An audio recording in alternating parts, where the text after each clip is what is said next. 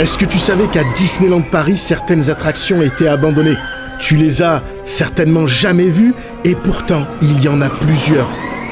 Le plus fou, c'est que tout ça était sous nos yeux depuis le début. Mais Disneyland a réussi à les camoufler pour les fondre dans le décor. Et pour cette vidéo, je ne serai pas seul, je serai accompagné du spécialiste de Disney. Il est là tous les jours, Maxime. Allez, c'est parti. Pizza Planet, parade, décor, attraction, personnages. Aujourd'hui, on va revenir sur tout ce que le parc a fait disparaître. Tu sais c'est quoi l'attraction la plus visible qui est à l'abandon? Vous voyez ce snack qui est juste là où il y a une dizaine de personnes qui attendent. Eh bien autrefois, c'était une attraction qui avait ouvert au tout début du parc. Et là, t'en as une autre attraction qui est abandonnée. Ça fait plus de 30 ans qu'il est là, en train de pourrir. Tout le monde passe à côté sans imaginer une seule seconde qu'en fait, c'est l'un des plus vieux vestiges d'attraction de Walt Disney.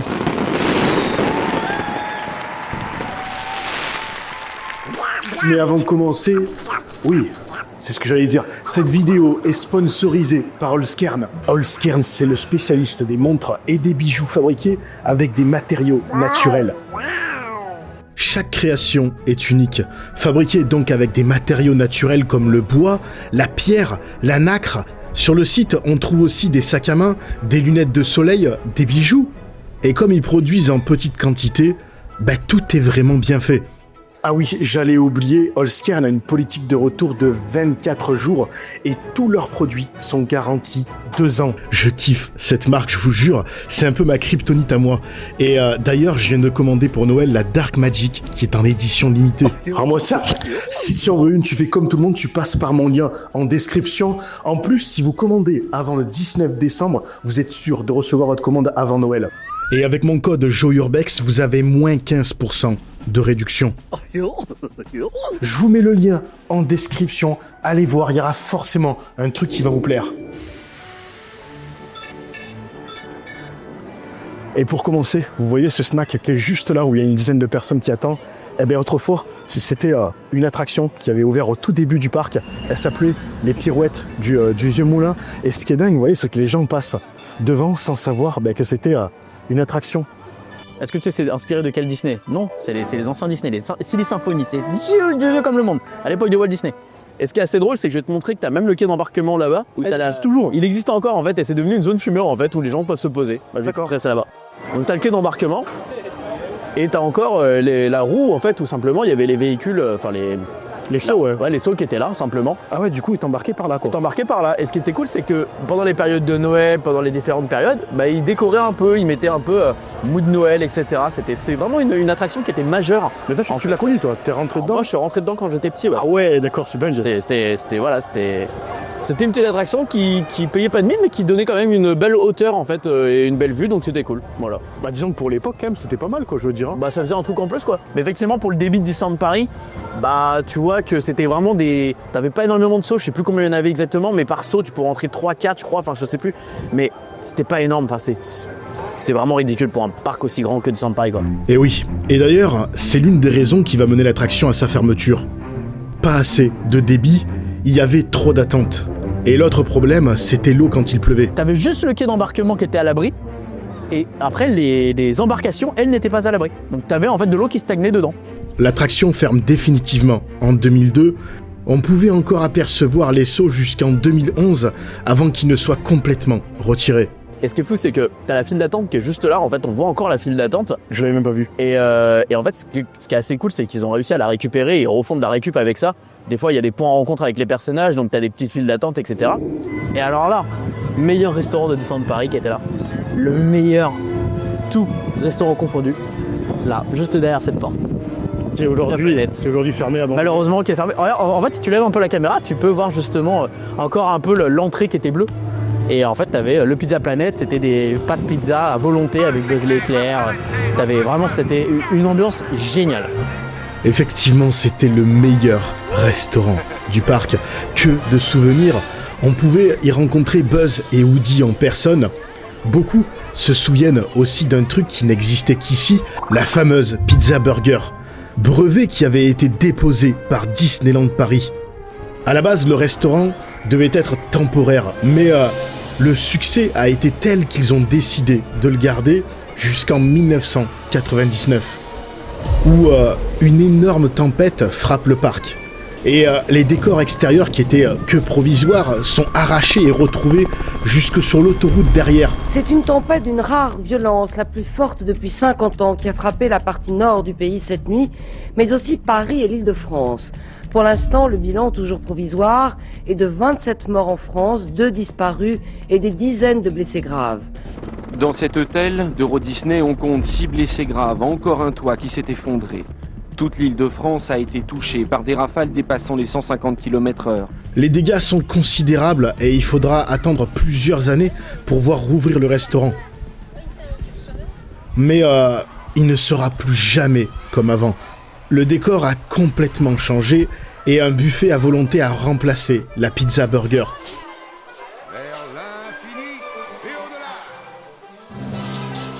Et malheureusement, ce restaurant, ils l'ont fermé en 2007, c'est ça? C'est ça exactement. Clairement, il y avait un manque de visibilité, les gens ne savaient pas. Toi, cette zone est morte en fait, il n'y a rien. L'attraction, elle est tout le temps vide, il n'y a rien, il n'y a jamais rien. En fait, ça manque d'un gros truc et comme le Space Mountain, en fait, finalement, le Space Mountain est l'avantage et l'inconvénient de ce land. Parce qu'en fait, il est magnifique, mais comme il est en plein milieu, du coup, il cache tout ce qui est derrière. Alors, petite anecdote, vous savez, dans les parcs Disney, tu sais, t'as toujours des arches pour indiquer quand tu rentres dans un nouveau land, Adventureland, Frontierland, etc. Et là, en fait, c'était l'arche justement où c'était l'accueil de Fantasyland. Parce que quand tu regardes dans le parc, il n'y en a plus en fait. Il n'y a plus de bienvenue à Fantasyland. Et c'était juste ici. Et en fait, ce qui s'est passé, c'est que pour une certaine parade Imagination, en fait, qui était un peu trop haute, à un moment donné, ils se sont dit, l'arche, elle bloque un peu, ça bloque un peu le passage des chars. Donc du coup, ce qu'ils ont fait, c'est qu'ils ont retiré l'arche. Et donc maintenant, les chars de la parade peuvent passer sans problème. Voilà.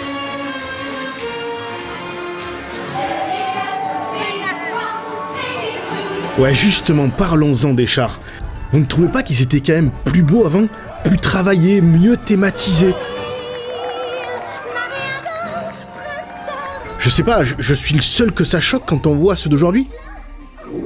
Et si je dis pas de bêtises, à l'époque, en tout cas, moi, dans mes souvenirs, c'est que les personnages, Dingo, Mickey, se baladaient librement.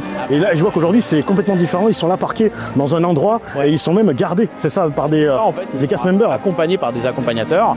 Et effectivement, avant, tu pouvais les voir librement dans le parc, mais il y a eu tellement d'abus, tellement de gens qui... Ouais, tu m'étonnes. En fait, le problème, c'est que il y en a qui se jetaient dessus, qui tiraient dessus. C'est dommage parce que quelque part, un peu cette magie, tu vois, moi je sais qu'on était heureux de voir, quand on était gosse, de voir ces personnages-là, tu vois, Tigrou. Mais voilà, c'est ça. La magie. Ça faisait clairement partie du charme du parc. À l'époque, tu pouvais tomber nez à nez avec n'importe quel personnage. D'ailleurs, est-ce que tu savais qu'au tout début, on pouvait croiser des personnages complètement improbables, comme le Marsipulami ou les Tortues Ninja? Il y a plein de personnages comme ça qui ont disparu ou qu'on voit très rarement. Dumbo, Frère Renard, Frère Ours, Lumière. Apparemment, ça serait une question d'image. Disney préfère mettre en avant ses licences qui sont plus récentes. Bon là, tu m'amènes où là? Là, on va aller du côté de Frontierland. Ok, vas-y. Allez. Tu sais, c'est quoi l'attraction la plus visible qui est à l'abandon? Le bateau des pirates?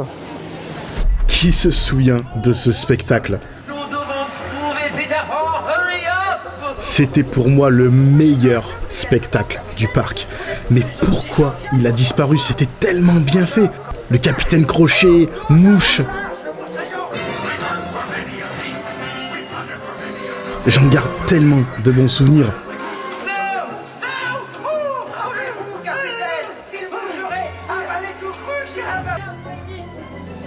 Le bateau pirate qui est le bateau de Captain Crochet qui est fermé depuis... c'est depuis Covid, hein. À période Covid, je dirais. Tu penses que la raison, c'est ça, c'est le Covid? Alors, c'est pas le Covid, mais depuis cette période-là, ils l'ont pas réouvert. À peu près. Alors en gros, tu vois, bon là c'est par là qu'on pouvait rentrer. Bon là c'était plutôt la sortie ou autre. T'avais le pont pour rentrer dessus. Donc soit tu pouvais rentrer, comme je te disais, faire des photos, etc. Ou alors tu avais du coup le spectacle. Le spectacle, il est un peu plus vieux. Et en fait, ils utilisaient vraiment toute la structure avec les cordages, etc. Mais là, t'imagines un beau spectacle là-dessus, comme ça, ça claque quoi. Là, c'est un peu dommage qu'il soit juste là posé. Et comme je te dis, un décor abandonné quoi. Il n'y a vraiment rien. Là, on est au niveau d'Adventure Isle. Donc tu sais, c'est Adventureland, là où tu as justement cabane des Robassons, etc. Et regarde, je vais te montrer un petit truc. Un truc encore à l'abandon. C'est le pont flottant. Tu avais ce petit pont là, juste là. En gros, qu'on pouvait emprunter.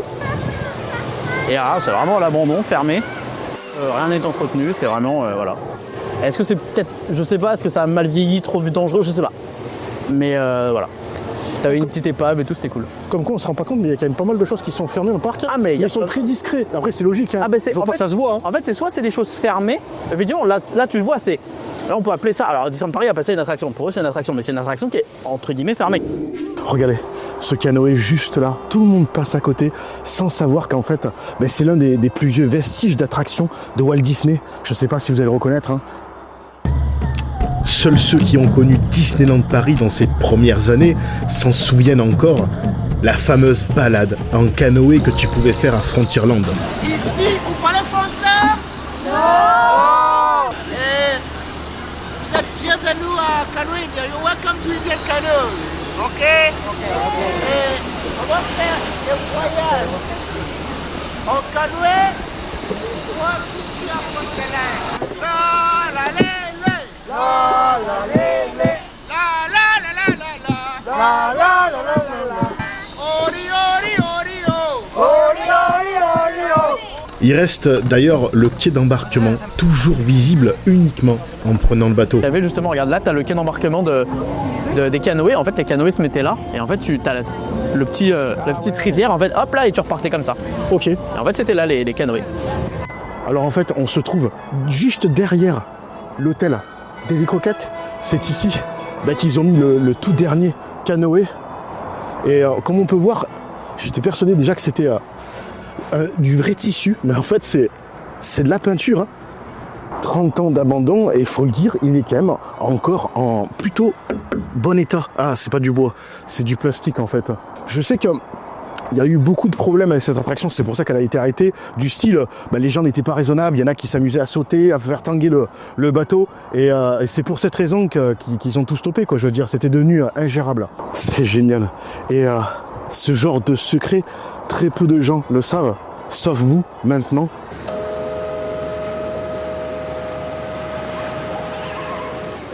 Alors du coup, en fait, si tu veux, l'attraction Killboat, c'était un bateau qui se baladait un peu sur le lac finalement. C'est juste on faisait le tour de l'île, un peu comme là on fait le tour de l'île avec... La raison, tu la trouves pas? Pourquoi ils les ont arrêtés? Je crois que c'est le débit aussi, hein. Le débit, ça, c'était... t'as vu comment c'est petit, t'en as mis deux. Sauf que tu vois, dans celui-ci, on peut rentrer beaucoup, enfin on est beaucoup à l'intérieur. Dans les Killboat, j'ai pas envie de te dire de bêtises, mais à mon avis, si on était 20, c'est beaucoup, tu vois. Mais il y en a un malheureusement qui est à l'abandon dans les coulisses, voilà.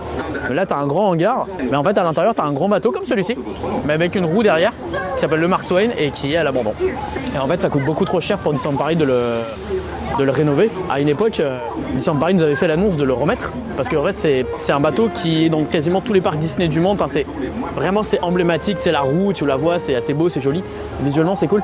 Et le problème, c'est que ils l'ont annoncé comme quoi ils allaient le faire revenir. Et ils se sont rendus compte que ça coûtait beaucoup trop cher d'entretien. Le truc, c'est tu marches dessus vraiment, t'as peur que ça craque, quoi.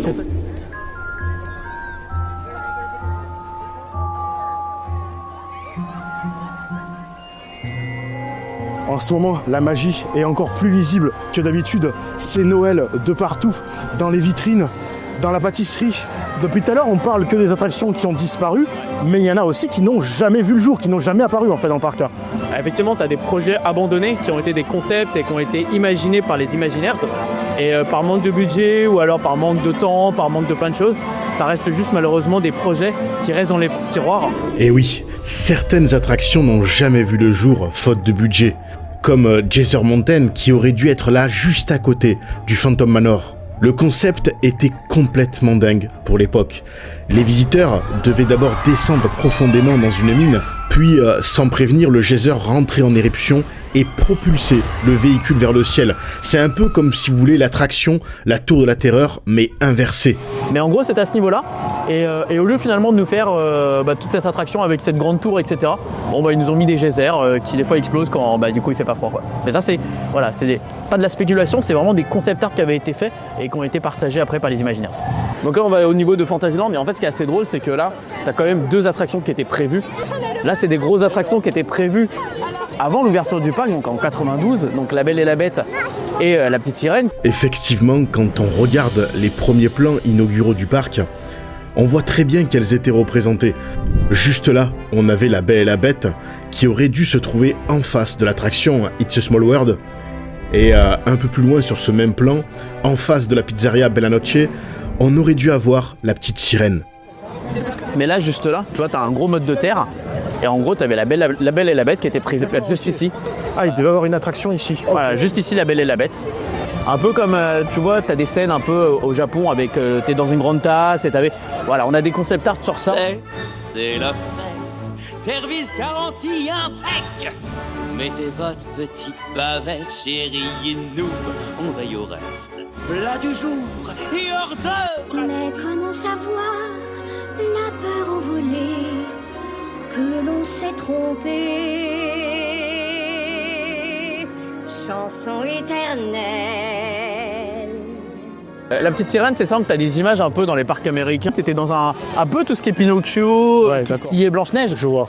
On appelle ça des dark rides. Ce sont des attractions où on te raconte les histoires des films en fait.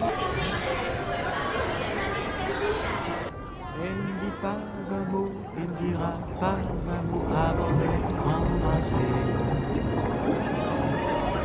Chalalalala, n'aie pas peur, ne pense qu'au bonheur, vas-y oui, embrasse-la. Chalalalala, n'hésite pas, puisque tu sais... Ah ouais, il y a tellement de choses qui ont disparu dans le parc. Ah bien sûr, Sans que les gens s'en rendent compte au final. bien sûr. Et là, t'en as une autre attraction qui est abandonnée. Tu sais que là, c'est là où il y avait l'attraction, enfin c'est une des seules attractions qui a officiellement été abandonnée pour être modifiée, c'est le Visionarium. Et en gros, bon bah là du coup, t'as Buzz l'éclair, qui est maintenant un truc de tir. Avant le Visionarium, ça n'avait rien à voir. Rien. Et ils étaient, en gros, t'étais dans une espèce de grande salle et on appelait ça Nan Eyes. En gros, c'était une caméra à 9 plans. Et en gros, on t'emmenait dans une histoire avec Jules Verne, etc. Enfin, c'était vraiment cool. Bon, c'est vrai que ça avait très très très mal vieilli. Mais en gros, c'est une des seules attractions de Disneyland Paris qui a été totalement modifiée pour du coup donner ça. Voilà. De la Terre à la Lune. Vous avez sans doute déjà fait ce voyage. C'est quand même vous qui en êtes le précurseur. Merci. Et est-ce que vous vous souvenez aussi de l'attraction Chérie? J'ai retréci le public.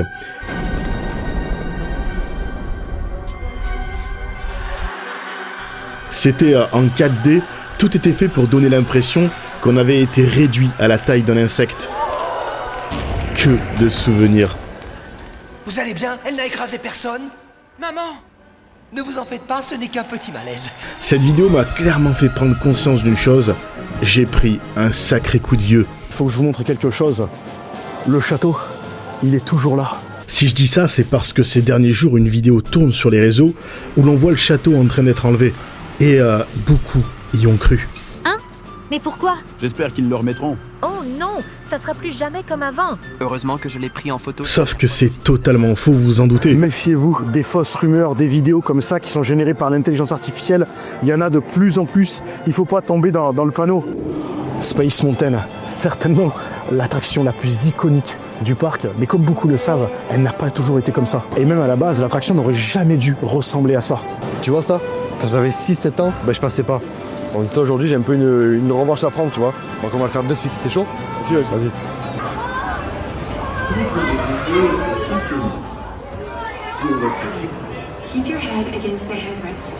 Tous les appareils parés à passer en hyperespace à mon commandement. On y va!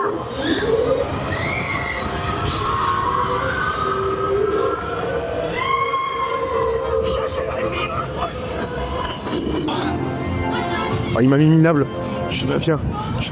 À la base, l'attraction qui aurait dû se trouver à la place de Space Mountain s'appelait Discovery Mountain.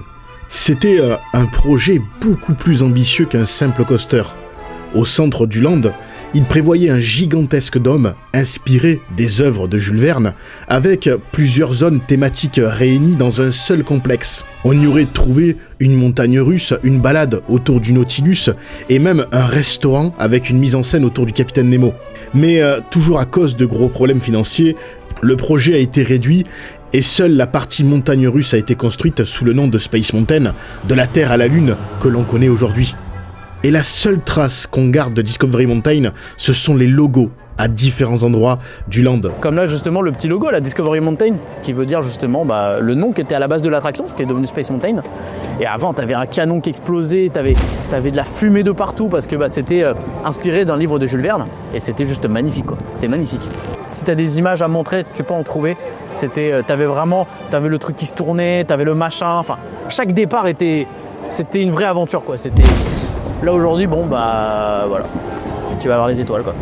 Et toi, tu te lasses pas d'être là tous les jours? Non, parce que en fait c'est comme un, moi je le vois comme mon jardin, tu vois. J'ai pas de jardin. Et en fait c'est plutôt agréable de venir me balader, de voir les gens heureux. En fait j'aime trop voir les gens heureux et c'est ça qui est trop cool vraiment. Alors tu vois, comme on en a parlé, je fais pas tous les jours les attractions, j'en fais quasiment jamais, mais juste me balader, de manger un bout, de voir les gens heureux, je fais ça trop bien en fait. Le parc, tu le connais vraiment comme ta poche. Ah oui, non mais ça oui, après bien sûr, bah à force, en moyenne j'y vais, j'ai compté, j'y vais 100 fois par an. Depuis 13 ans. Et travailler ici, ça t'aurait jamais plu? Non, j'aime bien le fait d'avoir ma petite indépendance. Et comme je dis, le fait de partager, en fait, finalement, c'est ça qui est trop cool. C'est moi, j'aime en apprendre et j'aime le partager aux gens. Donc, ouais, je comprends. C'est donnant-donnant. Aujourd'hui, on s'est concentré sur le parc Disneyland, mais au parc Studio aussi, il y a plein d'attractions disparues. Si ce voyage dans le passé vous a plu, on pourra continuer l'exploration là-bas.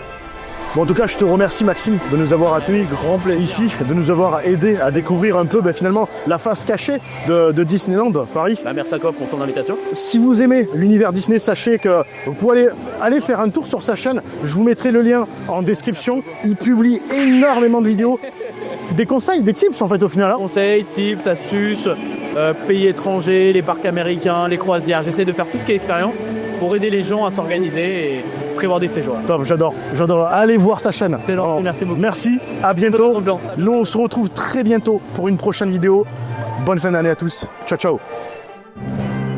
Ah oui, j'allais oublier. N'oubliez pas qu'avec mon code promo JOYURBEX, vous avez 15% de réduction sur la boutique Holzkern. Le lien est en description.